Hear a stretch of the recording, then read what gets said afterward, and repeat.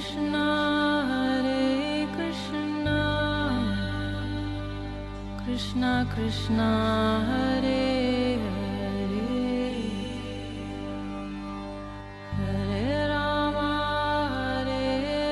Rama Rama Hare Hare। नमस्कार, radio मानव रचना 107.8 FM पर मैं हूं सरिता आपके साथ और शुरू हो चुका है प्रोग्राम आत्मदर्शन, जिसमें हम बात करते हैं प्रभु श्री कृष्ण की, उनकी लीलाओं की और बहुत कुछ जानते हैं श्रीमद् भागवतम से। और आज भी हमारे साथ हमेशा की तरह स्टूडियो में मौजूद हैं रागलेखा दासी जी, चरणार्थित योगाचार्य श्रीमद् भक्ति वेदांत नारायण गोस्वामी जी की शिष्या। रागलेखा दासी जी, आपका स्वागत है हमारे स्टूडियो में। हरे कृष्णा।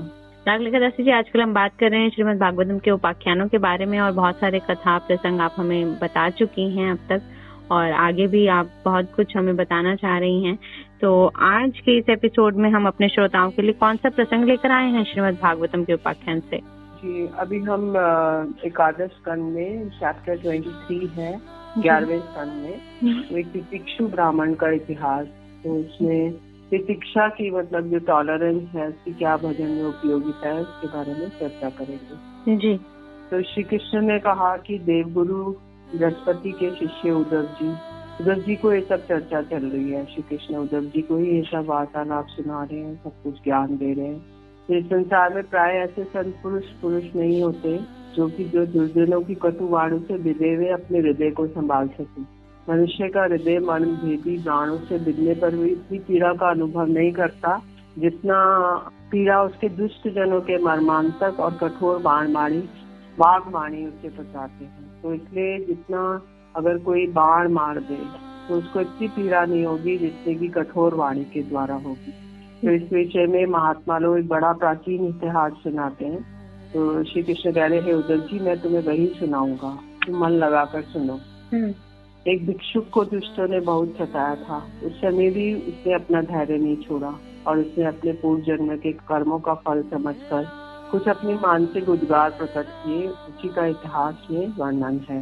प्राचीन समय की बात है, उज्जैन में एक ब्राह्मण रहता था। उसकी खेती व्यापार आदि करके उसने बहुत सी धन संपत्ति इकट्ठी कर ली। वह बहुत ही कृपण था, कामी था, लोभी था, क्रोध तो उसे बातों में आ जाया करता था। उसने अपनी जाति बंधु अतिथियों को कभी मीठी बात से प्रसन्न नहीं किया। खाने पिलाने की तो बात ही क्या है, वह धर्म कर्म की रीति धर्म से रीते घर में रहता और स्वयं भी बड़ा अपना धन संपत्ति के द्वारा समय समय पर अपने शरीर को भी सुखी नहीं करता था। तो अपने ऊपर भी नहीं खर्चा करता था, दूसरे पे भी नहीं करता था जी। उसकी कृपणता और बुरे स्वभाव के कारण उसके बेटा बेटी, भाई बंधु, नौकर चाकर, पत्नी आदि सभी दुखी रहते और मन ही मन उसका अनिष्ट चिंतन करते थे। कोई भी उसके मन को प्रिय लगने वाला व्यवहार नहीं करता था। पंच महायज्ञ के भागी देवता बिगड़ उठे। जो देवता लोग होते हैं वो यज्ञ के द्वारा उनको भोग मिलता है, तो उनको भोग नहीं मिल रहा था क्योंकि वो यज्ञ ही नहीं करता था। उद्धव जी पंच महायज्ञ के भागियों ने के तिरस्कार से उसके पूर्व पुण्यों का सहारा, इसके बल से वह अब तक धन टिका हुआ था, वह जाता रहा और उसने अपने बड़े उद्योग और परिश्रम से इकट्ठा किया हुआ जो धन था उसके आंखों के सामने ही नष्ट भ्रष्ट हो गया। उस नीच ब्राह्मण का कुछ धन तो उसके कुटुंबियों ने ही छीन लिया और कुछ चोर चुरा के ले गए और कुछ आग लग जाने से अधिदैविक कोप से नष्ट हो गया। कुछ समय के फेर से मारा गया। उद्धव जी इस प्रकार उसकी सारी संपत्ति जाती रही। ना तो उसका धर्म ही कमाया, उसने धर्म ही कमाया, ना ही उसने भोगी। इधर उसके सगे संबंधियों ने भी उसके मुंह मोड़ लिया और जब उसकी भयानक चिंता ने उसको घेर लिया, अब उसके हृदय में बड़ी जलन हुई। आंसू से कारण उसका गला रुध गया। परंतु इस प्रकार चिंता करते करते उसके मन में संसार के प्रति महान दुख बुद्धि और उत्कट वैराग्य का उदय हुआ। अब वे ब्राह्मण मन ही मन कहने लगा, हाय हाय, बड़े खेद की बात है, मैंने इतने दिनों तक अपने को व्यर्थ ही इस प्रकार सताया। इस धन के लिए मैंने सर तोड़ परिश्रम किया, फिर ना तो धर्म कर्म में लगा और ना मेरे सुख भोगों में काम आया। कृपण पुरुषों का धन से कभी भी सुख नहीं मिलता। इस लोक में वे धन कमाने और रक्षा की चिंता में जलते रहते हैं और मरने पर धर्म न करने के कारण नरक में जाते हैं। तो इस लोक पे अपने पर भी नहीं खर्चा करते, कोई परमार्थ नहीं करते, तो इसलिए उनको नरक में जाना पड़ता है। धन कमाने में, कमा लेने पर उसको बढ़ाने में, रखने में, खर्चा करने में और उसको नाश और उपभोग में, जहाँ देखो वहाँ निरंतर परिश्रम रहता है, भय रहती है, चिंता रहती है, भ्रम रहता है। और चोरी, हिंसा, झूठ बोलना, ये अनर्थ मनुष्य में धन के कारण ही माने गए हैं। तो जैसे धन आएगा उसकी वजह से वो चोरी करेगा, कोई हिंसा करेगा, झूठ बोलेगा। इसलिए कल्याणकामी पुरुष को चाहिए कि स्वार्थ और परमार्थ के विरोधी अनर्थ, अर्थ नामधारी अनर्थ को दूर से ही छोड़ दे। तो इसलिए अर्थ के पीछे तो अधिक ना जाए। भाई बंधु, स्त्री पुरुष, माता पिता, सगे संबंधी जो स्नेह बंधन में बंधकर बिल्कुल एक हुए रहते हैं, सबके सब कौड़ी के कारण इतने पड़ जाते हैं कि वे तुरंत एक दूसरे के स्वरूप शत्रु बन जाते हैं। ये लोग थोड़े से धन के लिए भी शुद्ध और क्रोध हो जाते हैं, बात की बात में सौहार्द संबंध छोड़ देते हैं, लाग डांट फदकने लगते हैं और एकाएक प्राण लेने पर उतारू हो जाते हैं, यहाँ तक कि एक दूसरे का सर्वनाश कर डालते हैं। मनुष्य जन्म को और उससे भी श्रेष्ठ ब्राह्मण शरीर प्राप्त करके जो उसका अनादर करते हैं, वे अपने सच्चे स्वार्थ परमार्थ का नाश करते हैं। ये मनुष्य शरीर मोक्ष और स्वर्ग का द्वार है। इसको पाकर भी ऐसा कौन बुद्धिमान मनुष्य है? ये मनुष्य शरीर मोक्ष और स्वर्ग का द्वार है। इसको पाकर भी ऐसा कौन बुद्धिमान मनुष्य है जो अनर्थों के धाम के धन के चक्कर में फंसा रहे? जो मनुष्य देवता, ऋषि, पितृ, प्राणी, जाति, भाई, कुटुंबी, धन के दूसरे भागीदारों को उनका भाग देकर संतुष्ट नहीं रखता, न ही स्वयं ही उसका उपभोग करता है, तो यक्ष के समान धन की रखवाली करने वाला कृपण तो अवश्य ही अधोगति को प्राप्त होता है।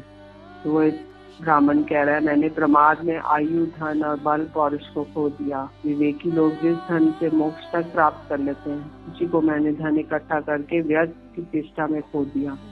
अब बुढ़ापे में मैं कौन सा साधन करूंगा? वस्तुतः वैराग्य ही संसार सागर से पार होने के लिए नौका के समान है। श्री कृष्ण कहते हैं, हे उद्धव जी, उस उज्जैन निवासी ब्राह्मण के मन ही मन इस प्रकार उसने निश्चय करके कि मैं और मेरे पन की गांठ खोल दी और वे मौनी सन्यासी हो गया। वह किसी भी स्थान, वस्तु या व्यक्ति के प्रति उसकी आसक्ति नहीं रही। वह पृथ्वी पर स्वच्छंद रूप से विचरने लगा। वह भिक्षा के लिए नगर और गांव में जाता अवश्य था, परंतु इस प्रकार जाता था कि कोई उसे पहचान ना पाए। हे उद्धव जी, वह भिक्षुक अवधूत बहुत बूढ़ा हो गया। दुष्ट से देखते इस पर टूट पड़ते और तरह तरह से तिरस्कार करके उसको तंग करते। कोई उसका दंड छीन लेता, कोई उसका भिक्षा पात्र झटक लेता, कोई कमंडल उठा ले जाता, कोई आसन, कोई रुद्राक्ष माला, कोई कंठा ले जाता, कोई उसकी लंगोटी वस्त्र को इधर उधर डाल देते। जब वह अवधूत माधुकरी मांग कर लाता तो बाहर नदी तट पर भोजन करने लगता, तो पापी लोग कभी उसके सिर पर मोड़ देते और कभी थूक देते। अवधूत को तरह तरह से बोलने के लिए विवश करते और जब वह इस पर भी ना बोलता तो उसे पीटते। कोई उसे चोर कहकर डांटने डपटने लगता, कोई कहता इसे बांध लो और फिर उसे रस्सी से बांधने लगते, और कोई कहता देखो देखो अब इस कृपण ने धर्म का ढोंग रचा है। कोई उस अवधूत की हंसी उड़ाता, कोई उस पर अधोवायु छोड़ता। वैसे ही उसे भी लोग बांध देते और घरों में बंद कर देते, किंतु वह सब कुछ चुपचाप सह लेता। और कभी ज्वर आदि के कारण दैहिक पीड़ा सहनी पड़ती, कभी सर्दी गर्मी आदि दैविक कष्ट उठाना पड़ता, कभी दुर्जन लोग अपमान आदि के द्वारा उसकी भौतिक पीड़ा पहुंचाते, परंतु भिक्षुक के मन में इसका कोई विकार न होता और वह समझता ये सब मेरे पूर्व जन्मों के कर्मों का फल है। फिर ब्राह्मण कहता कि मेरे सुख दुख का कारण ना ये मनुष्य है, ना देवता है, न शरीर है, न कोई ग्रह है, न कर्म है, न काल है। तो श्रुति और महात्मा जन मन को ही इसका परम कारण बताते हैं। तो मन ही सारे संसार चक्र को चला रहा है, मन ही समझ चेष्टाएं करता है, तो इसके साथ रहने पर भी आत्मा निष्क्रिय ही है। तो अगर मन सारा कुछ कर रहा है तो मन और आत्मा तो अलग अलग वस्तु है। मन सूक्ष्म शरीर है और आत्मा एक अलग वस्तु है। दान, अपने धर्म का पालन, नियम, यम, वेद अध्ययन, सत्कर्म और ब्रह्मचार्य आदि श्रेष्ठ व्रत, इस सब का अंतिम फल यही है कि मन एकाग्र हो जाए, भगवान में लग जाए। मन का समाहित हो जाना ही परम योग है।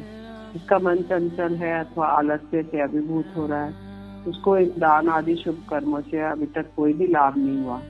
ये मन बलवान से भी बलवान है, अत्यंत भयंकर देव है। और जो इसको वश में कर लेता है वही देवियों का विजेता है। सचमुच मन बहुत बड़ा शत्रु है, का आक्रमण असह्य है। ये बाहरी शरीर को नहीं, हृदय आदि मन स्थानों को भेदता रहता है। इसका जीतना बहुत ही कठिन है। सबसे पहले इसी शत्रु पर विजय प्राप्त कर ले, परंतु होता है यह है कि मूर्ख लोग इसे तो जीतने का प्रयत्न नहीं करते, दूसरे मनुष्य को झूठ मूठ झगड़ा बखेड़ा करते रहते हैं और इस जगत के लोगों को शत्रु मित्र उदासीन बना देते हैं। साधारणतः मनुष्य की बुद्धि अंधी हो रही है, कभी वे इस मन कल्पित शरीर को मैं और मेरा मान रहे हैं, मैं हूँ और ये दूसरा। इस अनंत अज्ञान अंधकार में ही वे भटकते रहते हैं। तो तितिक्षु ब्राह्मण जो था वो ये सोच रहा है कि मन ही मेरे दुखों का कारण है, तो मन के विषय में वो ऐसे विश्लेषण कर रहे हैं। फिर बोलते यदि मैं मान लूं कोई और दूसरे मनुष्य मेरे सुख दुख का कारण है, तो इससे आत्मा का क्या संबंध, क्योंकि सुख दुख तो पहुंचाने वाले मिट्टी का शरीर है और भोगने वाला भी। कभी भोजन आदि के समय अपने दांतों से ही जीभ कट जाए तो उससे पीड़ा होने लगे, तो क्या मनुष्य किस पे क्रोध करेगा। इसलिए उन्होंने बोला मनुष्य भी कोई कारण नहीं हो सकते। फिर बोले देवता क्या क्या मेरे दुखों का कारण है, तो बोलते नहीं, देवता से आत्मा का क्या लेना देना। जो देवता एक शरीर में है वह दूसरे में भी है। ऐसी दशा में यदि, क्योंकि देवता हर इंद्रियों का एक देवता है, हाथ का, पैर का, आँख का, नाक का, कान का, तो हर यदि शरीर में कोई एक अंग से दूसरे अंग को चोट लग जाए तो भला किस पर क्रोध किया जाएगा। उसके देवता भी कारण नहीं है। जी, तो प्रसंग चल रहा है उस तितिक्षु ब्राह्मण के इतिहास का और किस तरह से अलग अलग शरीर और आत्मा का जो बखान है वो कर रहे हैं, बता रहे हैं। आगे इसी कड़ी में जानेंगे और भी, लेकिन एक छोटे से ब्रेक के बाद सुन लेते हैं एक प्यारा सा भजन, फिर लौट कर आते हैं। आप जुड़े रहिए रेडियो मानव रचना 107.8 FM के साथ प्रोग्राम आत्मदर्शन में। Feel good, feel live. Krishna Govind Govind Gopala, Krishna Govind Govind Gopala, Krishna Govind Govind Gopala,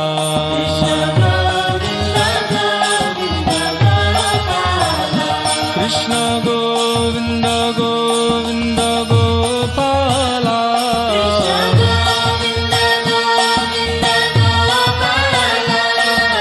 Govind Govind Gopala,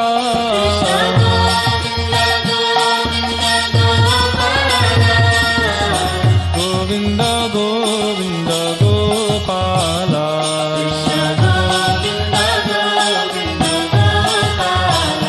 Krishna Govind Govind Gopala,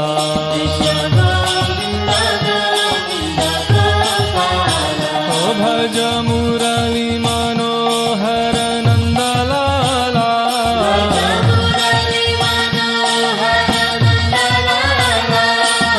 Murli Manohar Nandlala,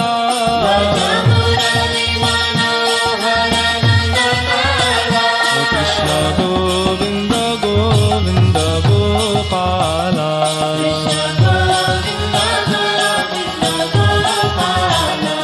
Krishna Govind Govind Gopala,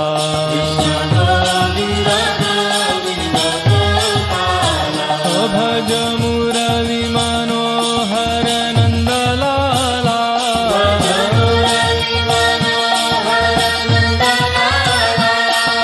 Murli Manohar Nandlala,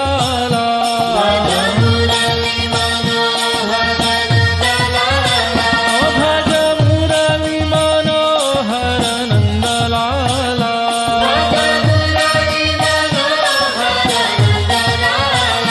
भज मुरली मनोहर नंदलाला,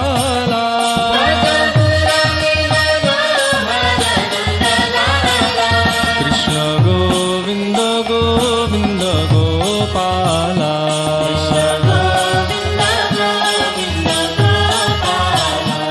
कृष्ण गोविंद गोविंद गोपाला,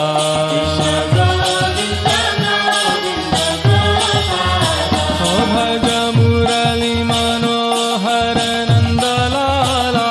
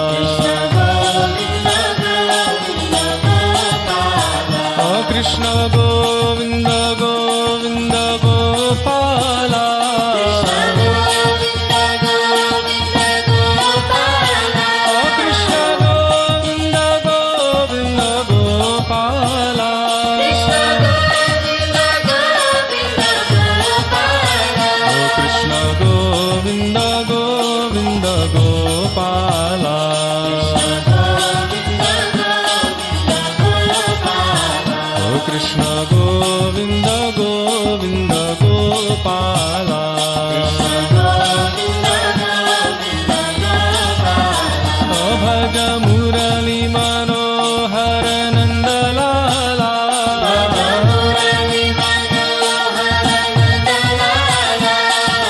मुरली मनोहर नंदलाला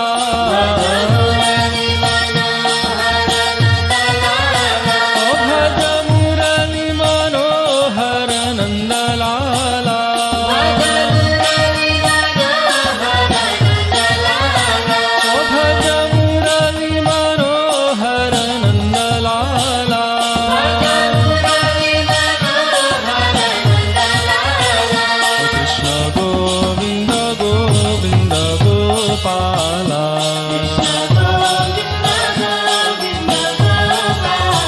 ओ कृष्ण गोविंद गोविंद गोपाला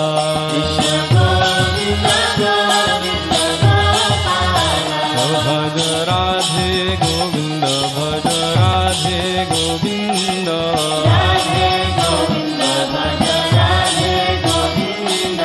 राधे गोविंद भज राधे गोविंद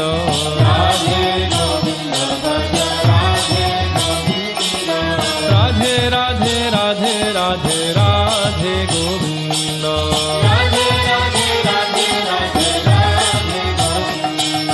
राधे राधे राधे राधे राधे गोविंद भज राधे गोविंद भज राधे गोविंद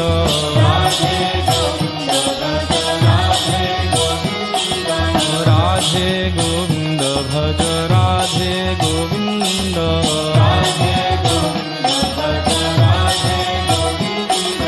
राधे राधे राधे राधे राधे गोविंद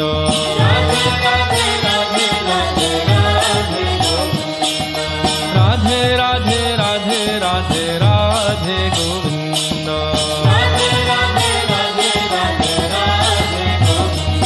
ओ राधे गोविंद भज राधे गोविंद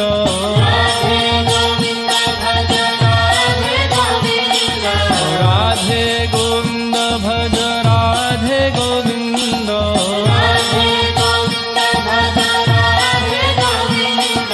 राधे गोविंद भज राधे गोविंद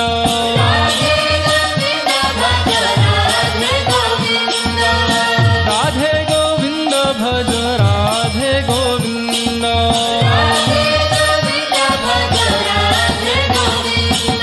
राधे राधे राधे राधे राधे गोविंद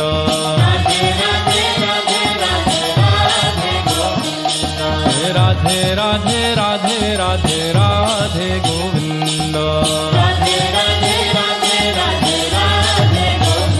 बोलो हरे कृष्ण कृष्ण कृष्ण हरे हरे हरे राम राम राम हरे हरे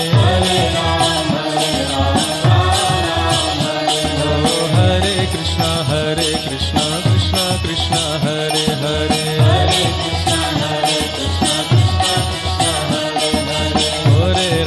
हरे राम राम राम हरे हरे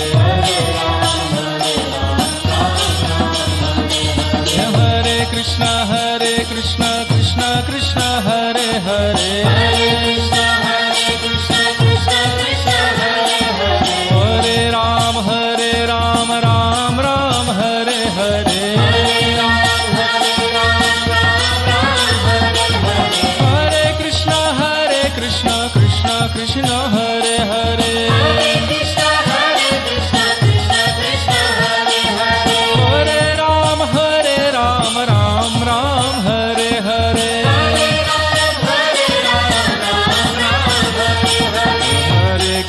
हरे कृष्ण कृष्ण कृष्ण हरे हरे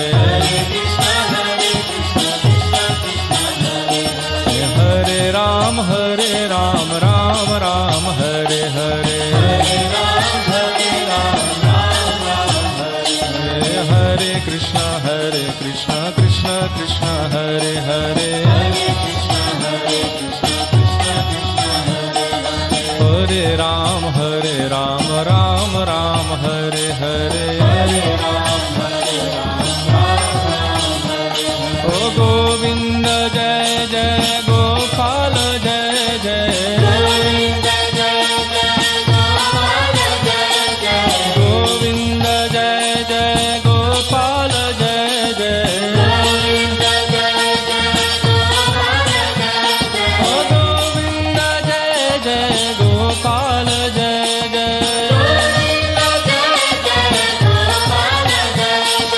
गोविंद जय जय गोपाल जय जय,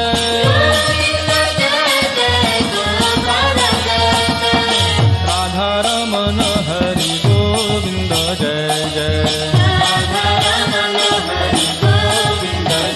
जय जय राधा रमन हरि गोविंद जय जय,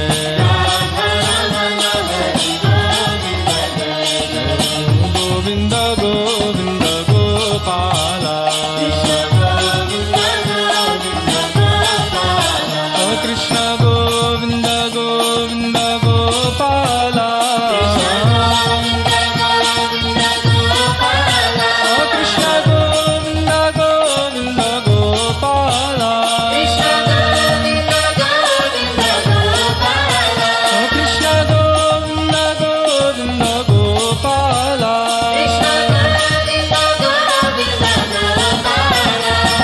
गोविंद गोविंद गोपाला, ओ कृष्ण गोविंद गोविंद गोपाला, ओ भज मुरली मनोहर नंदलाला,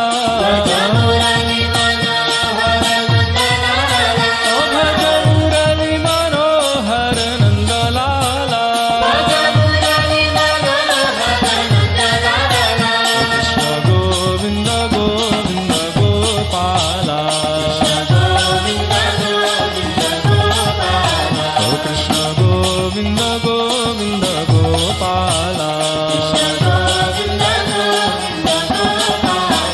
बोलो हरे Krishna Krishna Krishna Hare Hare,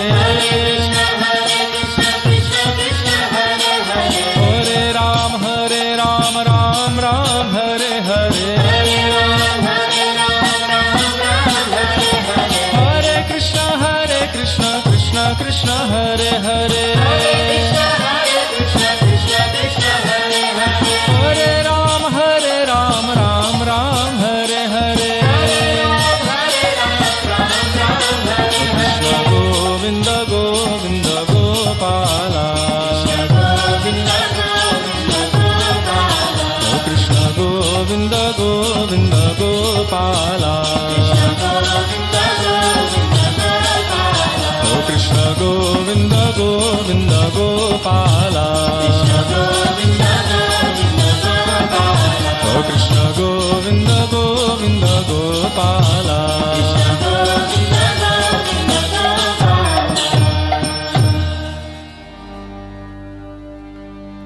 Hare Krishna, Krishna Krishna, Hare Hare, Hare Rama,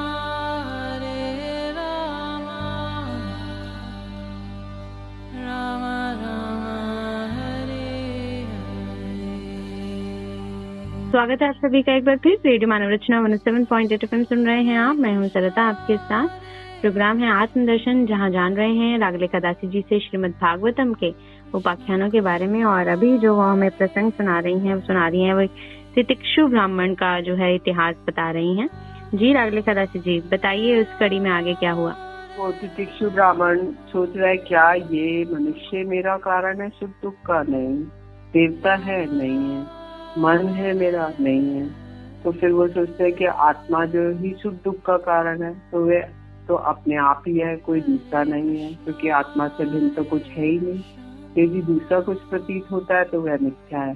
इसलिए ना सुख है ना दुख। फिर क्रोध कैसा? क्रोध का निमित्त ही क्या है? बोलते यदि मैं आत्मा को मानूं कि सुख दुख का कारण है तो वो भी नहीं है। फिर ग्रहों को मानूं, कोई बोलेगा शनि की दशा है, मंगल की दशा है। तो अगर इसको सुख दुख का कारण माने तो ये अजन्मा आत्मा ही की क्या हानि, आत्मा से ग्रहों का कोई लेना देना नहीं है। उनका प्रभाव भी जन्म मृत्युशील शरीर पर ही होता है ग्रहों का, और ग्रहों की पीड़ा तो उनका प्रभाव ग्रहण करने वाले शरीर को ही होता है। आत्मा उन ग्रहों और शरीर से सर्वथा परे है, तो फिर किस पर क्रोध करें। तो ग्रहों का भी कोई ग्रह भी हमें सुख दुख नहीं दे सकते। फिर कर्मों को अगर बोले कि सुख दुख का कारण है हमारा कर्म है, इसका फल हम भुगत रहे, तो आत्मा का क्या लेना देना। किंतु देह तो अचेतन है, और पक्षी रूप में रहने वाला आत्मा सर्वथा निर्विकार साक्षी मात्र। तो इसलिए कर्मों का कोई आधार सिद्ध नहीं होता। तो क्रोध किस पर करें यदि ऐसा माने कि काल ही सुख दुख का कारण है, कि काल की वजह से हो रहा है। अभी हमारा सुख दुख का मतलब काल ऐसा चल रहा है कि इसी वजह से हमको दुख आ रहा है, तो आत्मा का इससे कोई लेना देना नहीं है, क्योंकि काल तो आत्मस्वरूप ही है।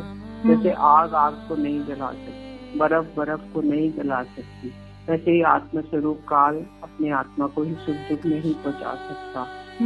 फिर तो बोला कि फिर किस पे क्रोध किया जाए। शीत उष्ण सुख दुख आदि द्वंद्वों से सर्वथा अतीत है आत्मा। तो श्री कृष्ण उद्धव जी से कहते हैं, हे उद्धव जी, ब्राह्मण का धन क्या नष्ट हुआ, उसका सारा क्लेश ही दूर हो गया। अब वह संसार से विरक्त हो गया, संन्यास लेकर पृथ्वी पे स्वच्छंद विचर रहा था। यद्यपि दुष्ट ने उसको बहुत सताया, फिर भी उसने अपने धर्म में अटल रहा, क्षणिक भी विचलित नहीं हुआ। समय वह मौनी अवधूत मन इस प्रकार का गीत गाया करता था। इस संसार में मनुष्य को कोई दूसरा सुख या दुख नहीं देता, ये तो उसके चित्त का भ्रम मात्र है। ये प्यारे उद्धव, अपने वित्तों को मुझ में तन्मय कर दो, इस प्रकार अपनी सारी शक्ति लगाकर मन को वश में कर लो, जो मुझ में नित्य युक्त होकर स्थित हो जाए। ये भिक्षुक का गीत क्या है, मूर्तिमान ब्रह्म ज्ञान निष्ठा ही है, जो पुरुष एकाग्र चित्त से इसे सुनता है, सुनाता है, धारण करता है, वह कभी सुख दुख आदि द्वंद्वों के वश में नहीं आता। सुख दुख द्वंद्व है, मतलब एक फसल है, वॉर है इसमें, उसके बीच में वह सिंह के समान दहाड़ता रहता है।